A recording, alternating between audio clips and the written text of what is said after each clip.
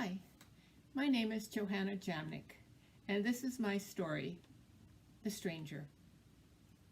That morning in Vienna, Oma, Tante Inge, and Tante Ella had all come to see us off at the airport. 2 years earlier, we had flown from Canada to Vienna, but I couldn't remember that flight, even though I was 5. This time, I got to sit by the window, and I was surprised when I looked, and the houses grew smaller and smaller and smaller until they looked like the Lego pieces I like to play with. And the cars looked like ants crawling along the road. Every time the plane dipped, I was sure we were going to crash. And I held onto the armrest with all my strength, as if by my will and prayers I could keep the plane in the air. Hail Mary, full of grace, the Lord is with thee. I was also afraid I was going to throw up, but I never did. Louisa is my older sister, 7 years older.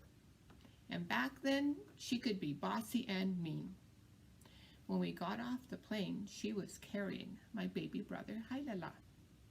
That's not his real name. But he couldn't say Hillary, so we said it that way. He wasn't a baby anymore either. He was going to be 3 soon, but he still liked to cry a lot. I was holding on to the hand of my brother Peter. He was 5 and very quiet, not at all like Hilala. Peter was the reason we went back to Vienna for 2 years. The first time we came to Canada, he got very sick with something called the croup.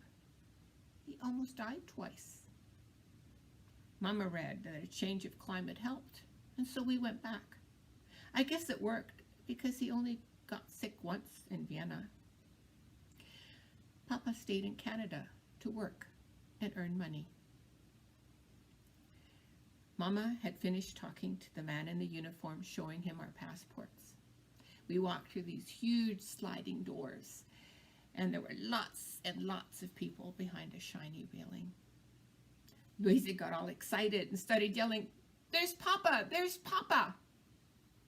Peter caught her excitement, let go of my hand, and ran after her. I looked and looked and looked, but I couldn't see Papa. I had forgotten what he looked like. How could I have forgotten? Everybody said I was a daddy's girl. And then there he was, standing directly in front of me, tall and white-haired. He didn't say anything.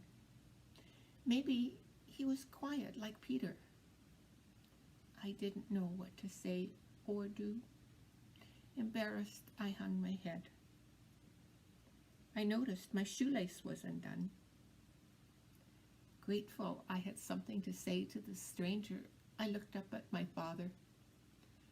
"Papa," I said, "will you tie my shoelace?"